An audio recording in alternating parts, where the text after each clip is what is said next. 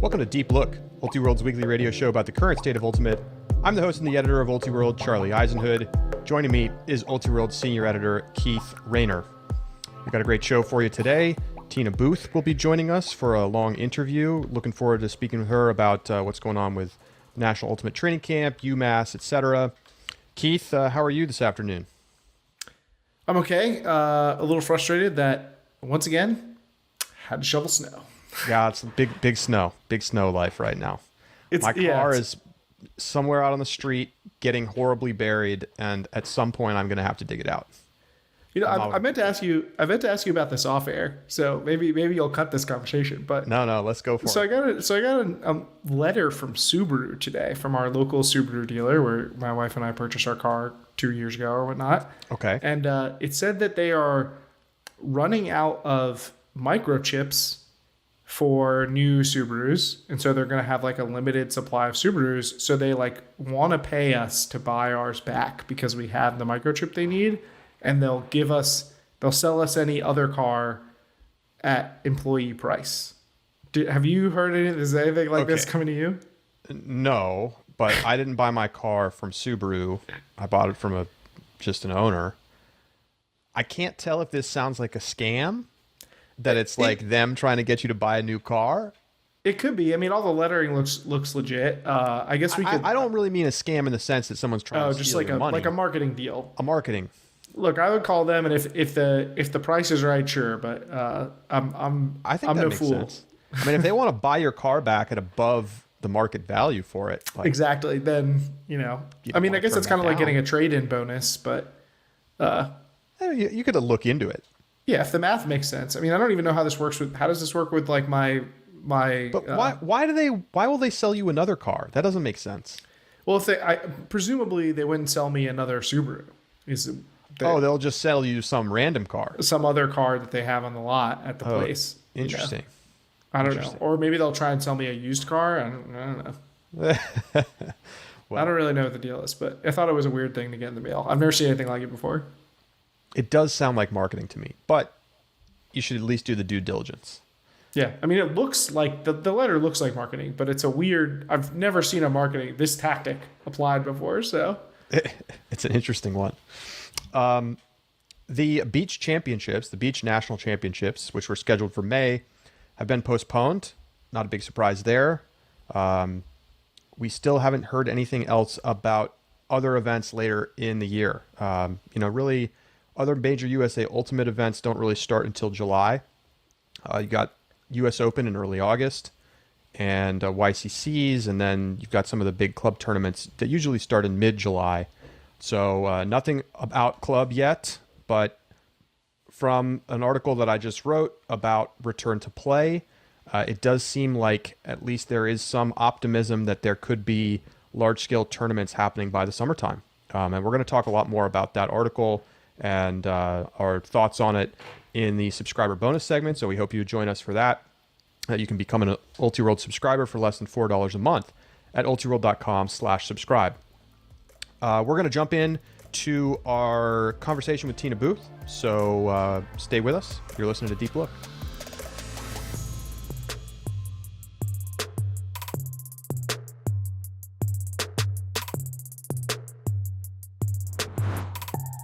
Joining us now on Deep Look is the founder and director of the National Ultimate Training Camp and co-coach of the University of Massachusetts men's ultimate team, Tiina Booth. Tiina, welcome back to Deep Look.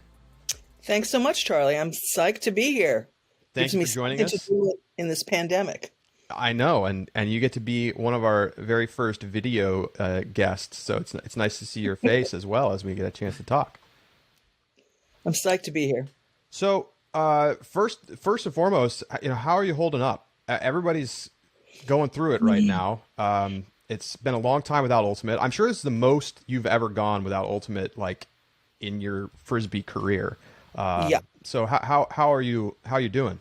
I'm not gonna lie. I'm coming out of a pretty grim spiral.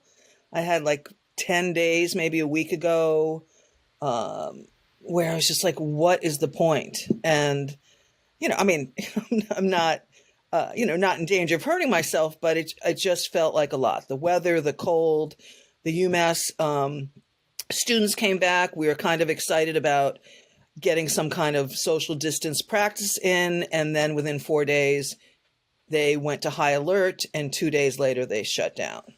So that kind of got me in the gut. But, I woke up this morning and I started dialing for my vaccine appointment since I just qualified yesterday. And That's good. even though I can't get through and the website went down, it looks like that's on the horizon. So, it's gotten better. It's certainly gotten better. I think, I think we don't even know what kind of trauma people will have gone through until we're out of it.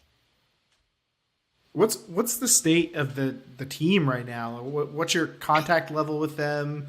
I know for us, and I've talked about this on the show, I never felt more disconnected from my team or more stationary than now. I mean, we usually would be in the throes, even if you fast forward and push the preseason up ahead, like we would be planning, we'd be doing meetings and all sorts of things. So it's very odd for me. What's the experience been like for you? Well, yeah, I mean, more of the same.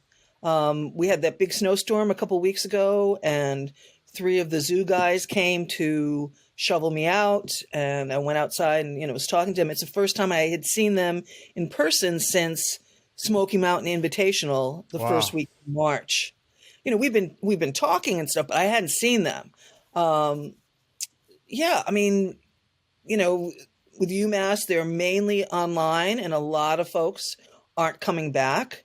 In the fall, we only had maybe 6 guys from the A team. I don't think we have that many more than that now in town. Zoom meetings get to be rough. I'm not interested in leading something for them. If they want to do something, I can, gather resources. So, they've been talking about doing different online things, but as far as I know, there's not a lot of production. It's hard. And we're losing a ton of seniors. Yeah. I mean, do you think that the changes USA Ultimate has made to eligibility is going to help retain any of those players? To be honest, I'm not exactly sure how it's all going to work, because we could be eligible through USAU, but the university doesn't necessarily let unenrolled full-time students play club sports. So I hear from my 5th year, 6th year, 7th year players if they're going to come back, but I don't really know what that means. I can't, would I like to go to a tournament with a bunch of 24 and 25-year-olds? Sure. But I don't think that's going to probably happen. It works pretty well for BYU, so I don't know why I couldn't help the rest of us. But I know that joke is always there. I think it's always funny, but I'm glad to have somebody who does.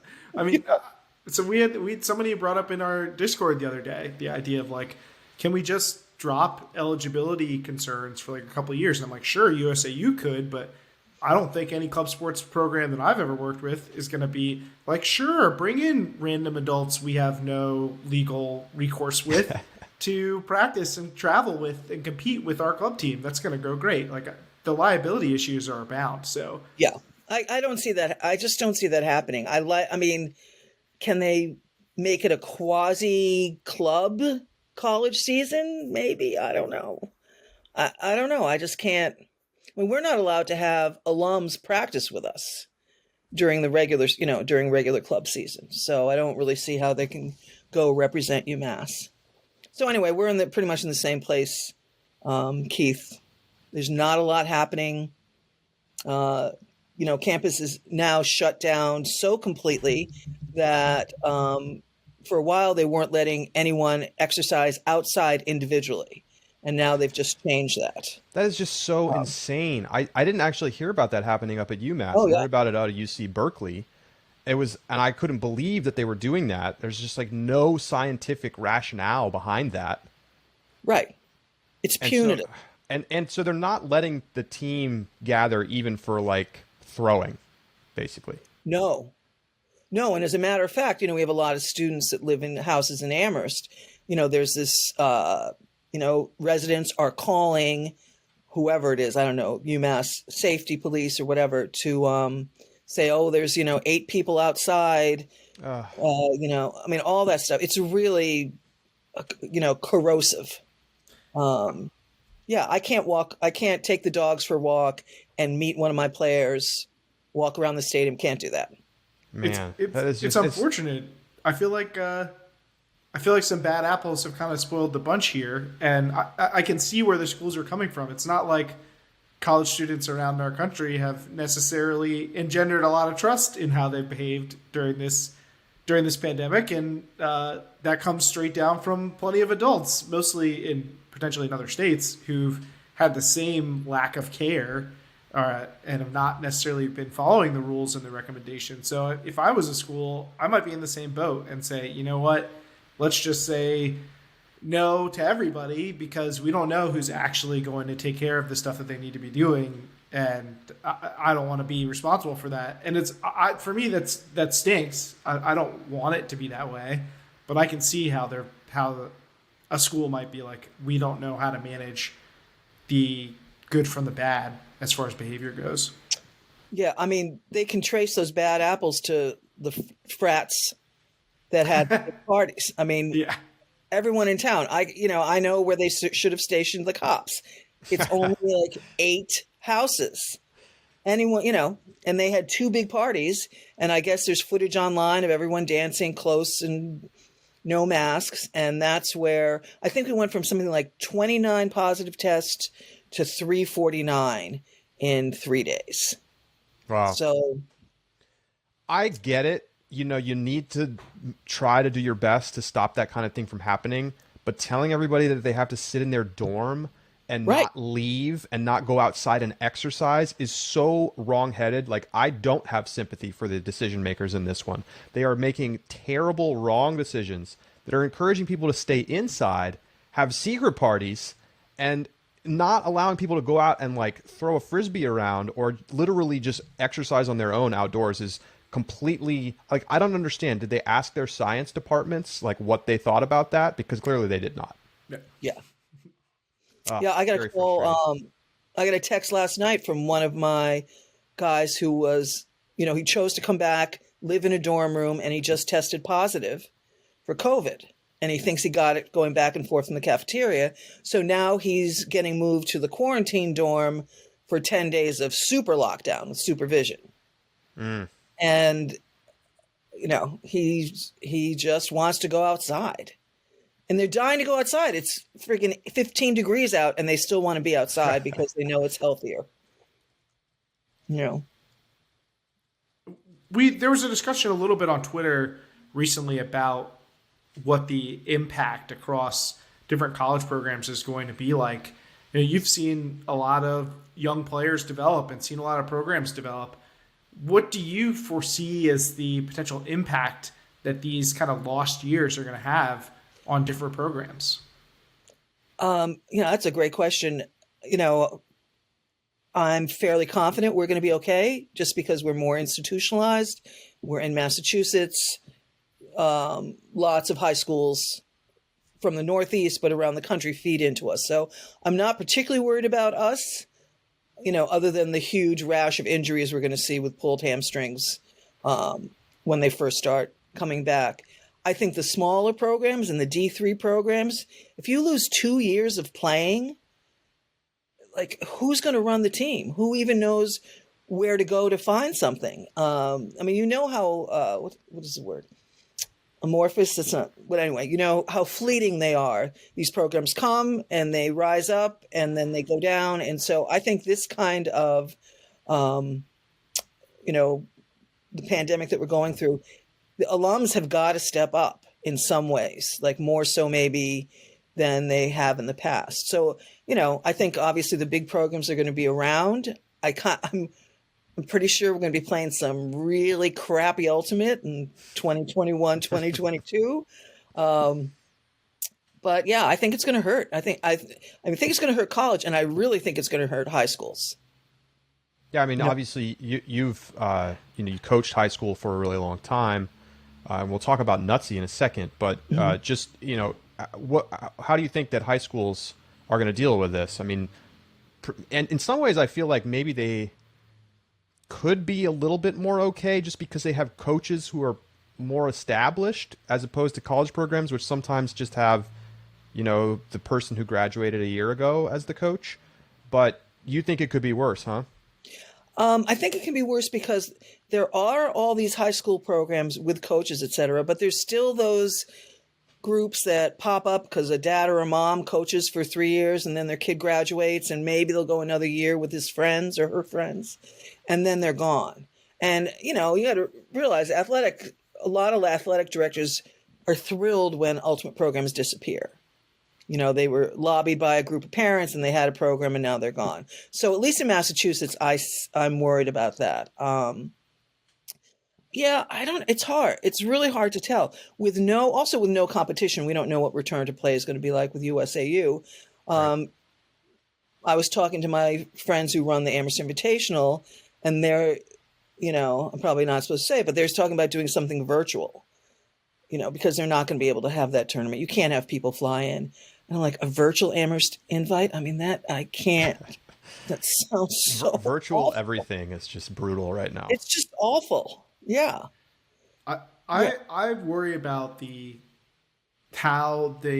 loss of these lower tier, we'll say less established programs at both the youth level and the college level is going to impact the bigger community and the bigger teams. And I hope that when we do get the chance to return to play, if programs are struggling, the more established programs recognize that it's helpful for them and healthy for the community if they share alike. So I'm hoping that there'll be some sort of community sense of like, okay, we know that these local teams that aren't as established don't have the same type of leadership. So like maybe we're sharing practice spaces or we're sharing resources. We're reaching out to their captains and saying, how can we help you?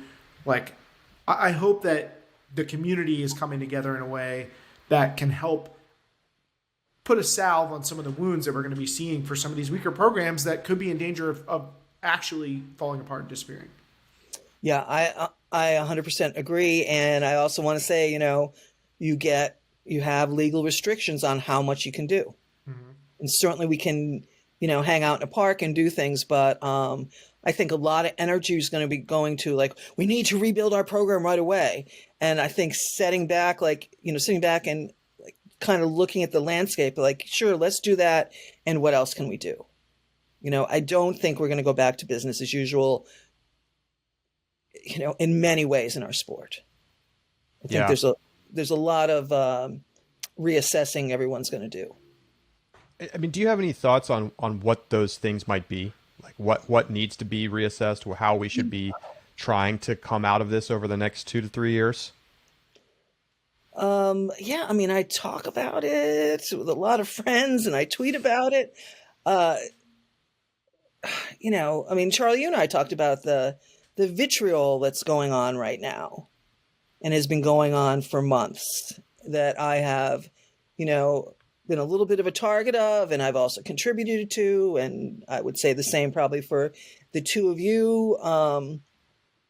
And I don't want to do we just got to be nicer to each other, because I just think that, civility is often, a way to hide what people really think, and we can't continue like this.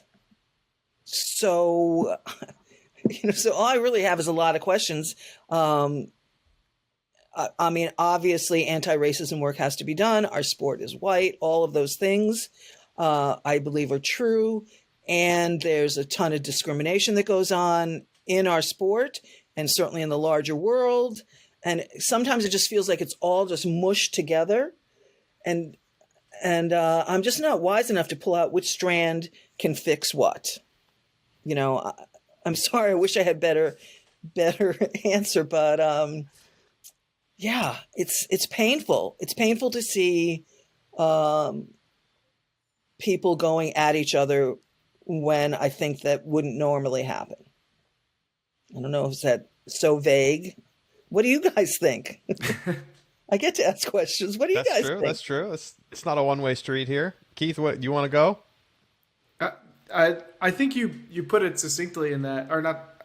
You put it straightforward. Put anything succinct. Yeah, not succinctly, but I think it was fair to say that there are a lot of different issues simultaneously bubbling up, and it's kind of like, how do we attack all these different things, and how do we prioritize? But I mean, that's a lot of the work that we do as coaches is trying to figure out, how do we prioritize what's important? Because there's always a million things that could be improved.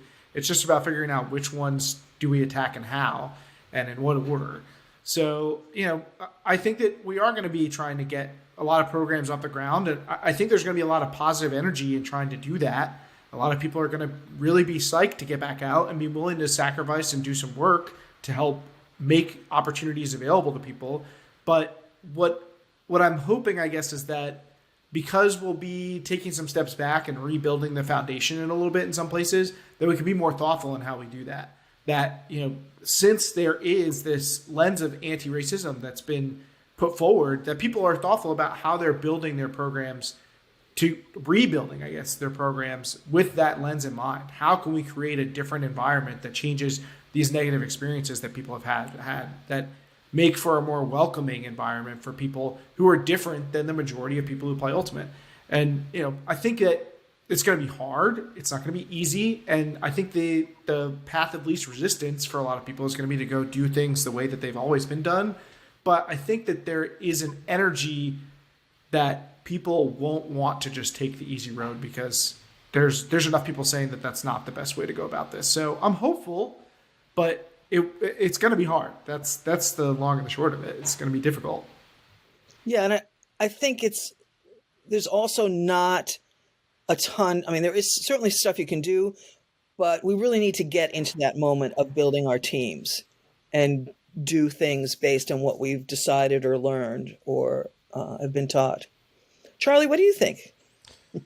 Well, I think it's really tough. I think one of the big challenges that we have to face is that as we're going through some of the changes that you're both describing, that we need to recognize that simply growing the sport back to even where it was is going to also be really important. Even if you look at the youth membership numbers, for example, right? USA Ultimate youth members were down in 2019 over 2018. That has to set off enormous alarm bells to everybody, right? 2019, I'm not talking about 2020. 2020 is its own thing, right? The whole COVID situation obviously is this whole thing, and we're going to have to figure out how we rebuild from that. But even going back and saying, okay, wait a minute, we're talking about all this growth, but it's not happening. Why? What are the issues that we have to get to in the underlying problems there?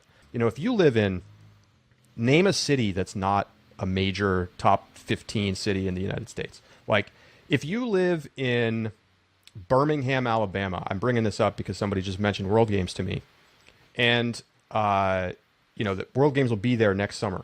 There's going to be Ultimate featured, some of the best players in the world. But the kid in Birmingham wants to play Ultimate. Does that even exist? And specifically, I don't know about Birmingham. They probably do have some Ultimate, but there's so many places where there's just no youth Ultimate to speak of.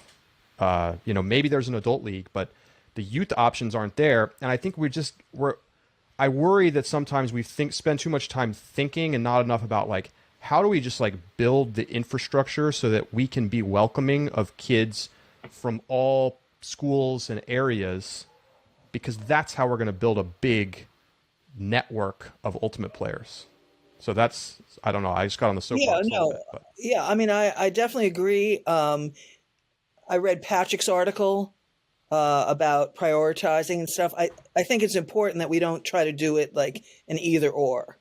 Like, if we get 5,000 new youth players and they all happen to be upper middle class and white, yippee, we got more numbers, but that's not necessarily doing strong structural rehaul, which is what we want, which I think is what we want. Time's going to tell. I don't know. Yeah. I don't really know. Which I guess maybe brings us to camp. Yeah. Let's talk about it. Are you planning to have NUTSY this year? Oh, Lord. Yes. We decided this week, last week, that we are going to go ahead with the National Ultimate Training Camp. We're trying to figure out if we do this is like last year was supposed to be our 20th anniversary. Do we skip over that? Is this going to be the 20th anniversary? Whatever it's going to be a huge celebration. Mount Holyoke has contacted us and given us the go ahead to, start planning, and we're obviously making modifications. Everyone's going to have a single. We're limiting it to 50 kids when usually we have sessions of 100. We've started batting around different ideas, but there's lots of return to play protocols that we can use. Our biggest concern is that Massachusetts, we're in different phases in terms of opening. And so I think we're in the beginning of phase 2, which is like indoor, outdoor dining can happen sometimes. We have to get to phase 4, which means that concerts, flea markets, and overnight camps can happen. So got it. So when do we decide? When do we decide? I mean, are they going to know in the middle of May that we're going to be in phase 4 by July? So what our plans are is we're going to take reservations. We're going to take $100 deposits and not ask for the money up front, and just kind of, do NUTSY 2021 asterisk. We're going to try to do our best to make it happen. And in terms of, I don't think we talked about this last year. People have forgotten. But last year I broke away from the town of Amherst and we became our own camp, which means it's a LLC. And the main reason we did that is because we wanted to make our camp less white. And the reason we had our hands held by LSSE is that legally they could not give a price reduction to anyone except for Amherst kids, who tend to be mainly ultimate players. So I would hear from folks that, is there any kind of scholarship fund or whatever? And we couldn't touch the money because it's Amherst money. So by breaking away for them, and we've been working on a scholarship fund, we did our Zoom conference in August, which put $3,800 in it. And then we're doing a trivia contest next week, and we're going to put the proceeds in. So we're hoping to have close to 10 grand saved for this summer that we can change the way our camp looks, and that's skin color and, economic bracket, et cetera, et cetera. So that, for me, whenever everyone's talking about doing what they can to make things different, that's what we hope to be doing, to make our camp look like we would like our sport to look. And for the safety component of this, are you basically just like following what the local guidelines are, or do you have independent folks who are giving you information or consultations, or how do you go about organizing this? So we have our state regs, and then we have our South Hadley Health Department regs, and Mount Holyoke, and they kind of work together. We don't have to require vaccines for campers. We are going to require them for counselors. And then like the last line is, do we really feel like we can do it? And, I don't really want to do a quote unquote watered down version of camp. But again, realistically, if there's no high school season, unless these kids really train, they can't go through a regular 6 days of NUTSY without getting hurt. There's no question. So we're gonna make it. We're gonna do a lot of different things. We're probably gonna go and play disc golf for one whole day, and so we're gonna do. From the parents I've talked to and the kids I've talked to, they're so hungry to be doing something. And we want to provide them the best something we can. Do you have a sense of timeline, like when that day is going to be where you have to say, yes, we're doing it, or no, we're not? I believe, according to our contract with Mount Holyoke, is it's the middle of May. Yeah, good. So there's a contractual reason. Yeah. Yeah. They've got some other camps, but they're more like professor camps. They can be apart from each other, but marking with masks 6 feet away. Ugh. But I guess that's what we're going to do. I don't know. Yeah. In theory, things are going to be a lot better by July. Right. That's the hope. Is that I mean, that article that came out yesterday with the quotes from Billy Rodriguez and everything, that one sentence he had, he goes, things should be good by the middle of July. I'm like, okay, Billy, let's go. that's what I'm looking to hear, Billy? Yeah, but really, I mean, the latest news out of like vaccine efficacy against new variants is it's not amazing news, but it's good. The hospitalizations still effective against that, effective against severe disease. And unless we see a fourth wave, which some people think is possible, things should be dramatically better by the summer. I mean, the question is going to be, I think, phase 4. Will you be there by May when you have to make the call? That to me seems like the biggest question mark. Yeah, and for for folks flying in from different states, they might have different regs too. I don't really, I guess they can't prevent a kid from going to camp in another state, even though their state camps may be shut down. I don't know. I'm not going to ask questions I don't want the answer to. Right. Have you thought about trying to like quarantine one way or the other? Like you have to quarantine on the way back or in or something. I guess there could be some sort of travel restrictions, but that's not. They're going to quarantine. It's only a 6-day camp, right? So the quarantining is, I don't know. Charlie, you said did we think about moving? Yeah, I was going to say, think about moving to August or something. We can't because the university, the college wants all their fields clear for their sports in August. So we're going the latest we can. We could have done the last week in July, but I'm also, I don't know, like is YCC going to happen? Before I came on here, I saw that Pittsburgh decided that they're not going to send YCC teams. I don't know if you saw that. Seen that. Yeah. So they have an announcement that just came out. Are you guys going to do the HSNI? Well, this will be news because I haven't said anything about it publicly. We are tentatively reserving the fields for June. Okay. Do I think it's going to happen? Probably not, if I have to be honest. I think there's two major challenges I foresee. One is that it's just not going to be time yet in June to have a big travel tournament. That's the most obvious risk. Mm-hmm. But two is that, if there's no realistic high school season in half the country, which seems possible, how are we picking teams? Like, what does that even really look like? What's the point of doing the tournament if it's just going to be like making it up, or like taking the teams that could randomly come? It doesn't seem like the way we would want to go about it. So we'll wait and see. I mean, if there's a lot of state competition happening and there's state tournaments because things improve a lot. I mean, I am hearing about lots of states trying to get Youth Ultimate back up and running, which I think is correct. I think that's the right thing that should be happening right now. So it's possible, but I think it's probably unlikely at this point. Yeah. I mean, it would only be if you could do like a jamboree type. Everyone gets to come and it's a celebration of Ultimate. It sounds like so not fun to me. Yeah, I doubt it. Hat tournament.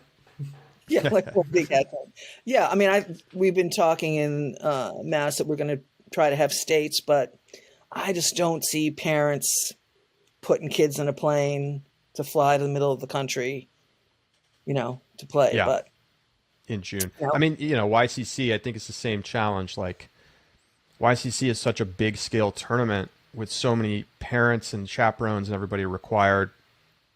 And with vaccines basically expected to be unavailable for people under the age of 16 until probably the end of the summer. Right. I don't know how much it's to me, it's low likelihood. It's not impossible. I don't think it's impossible because I think it is in theory possible that caseloads will have fallen to the point where people are comfortable starting to fly around and say, all of the people over 16 in our family are vaccinated now. We know there's very low risk to children and teenagers from COVID.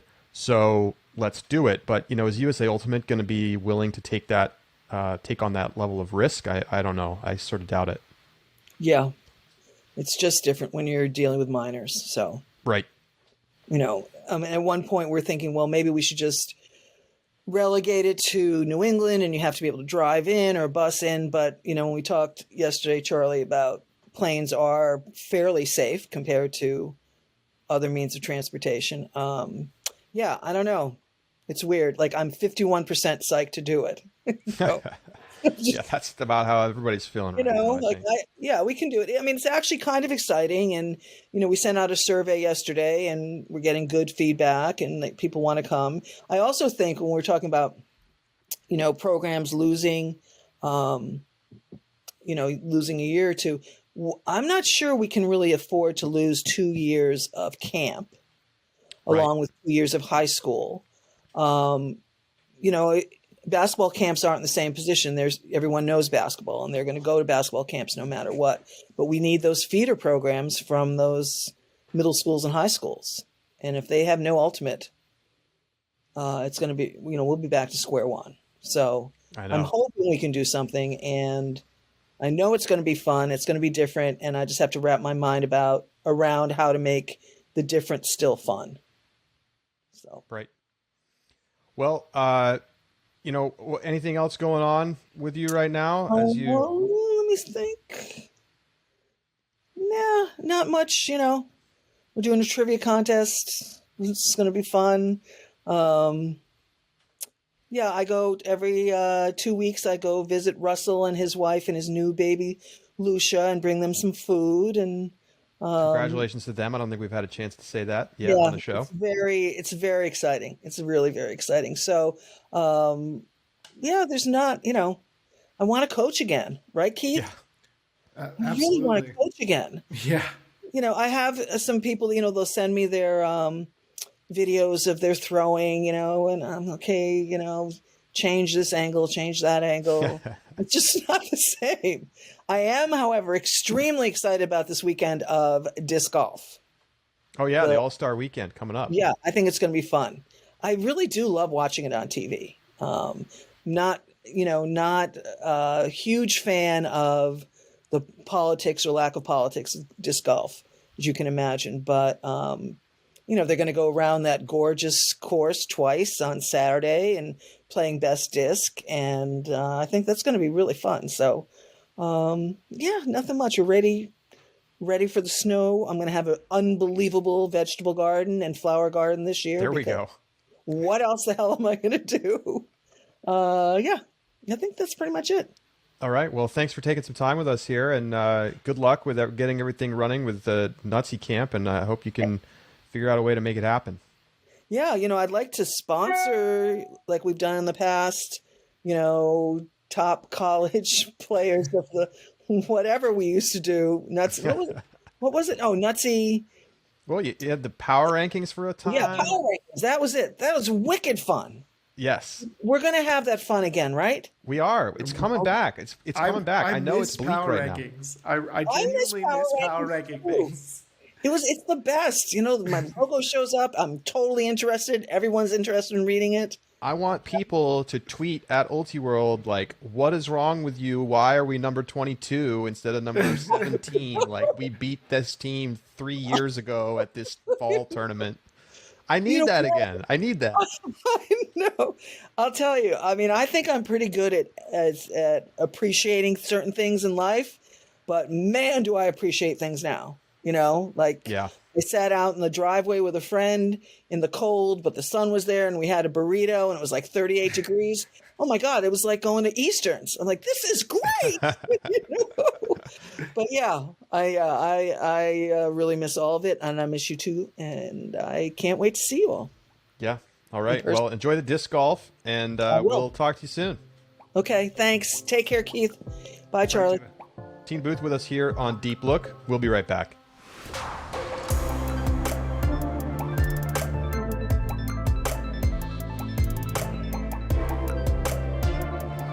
Deep Look is brought to you by the 2021 Ultimate Coaches Conference put on by the UAP, Ultimate Athlete Project.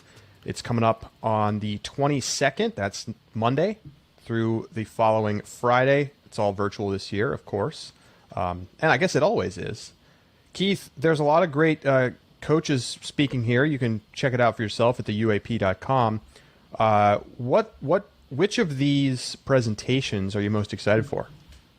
It's tough. I mean, there's some really good ones, but I think the one that jumps out to me the most is Yukari Kobari, who's going to be talking about the title of her presentation is already pretty exciting. How to have your opponent in the palm of your hand. Like, yes, I want to do that. All right. Could I please do that?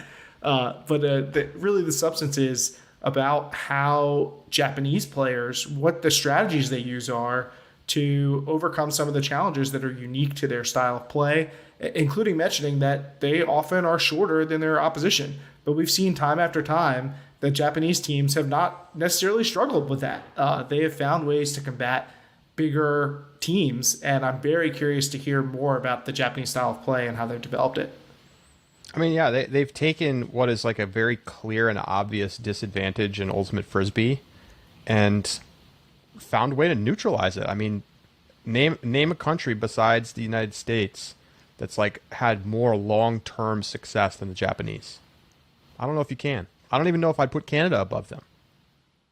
It's tough to say, and they've Canada's one thing because they've risen so much with the U.S. You see so much interchange between those two, and this is like an entirely different developmental environment. So curious to hear what they have to say. What do you think a presentation stands out to you here? Well, there's a bunch of really good coaching ones, and that sound very interesting. You know, I'm not a coach, but so I think what stands out to me is Manisha Daryani is doing a whole bit on continuation cutting. I mean, that's the name of the presentation, continuation cutting. And talking about teaching cutters how to think about flow and then drill ideas to implement to practice. Like hearing from a really top level player and coach about how to better integrate such a key element of the flow on offense, I think is, you know, that's just, you can't find that very many places right now. So, you know, Manisha's been playing in club division for 17 years and has coached all the way down from youth up to the semi-pro leagues and club. So that's a great resource to hear from. Absolutely. And someone who, as a player, we've seen utilize this skill to great effect. Yes. Being a good continuation cutter is a good way to score a lot of goals. And what player doesn't want to score more goals?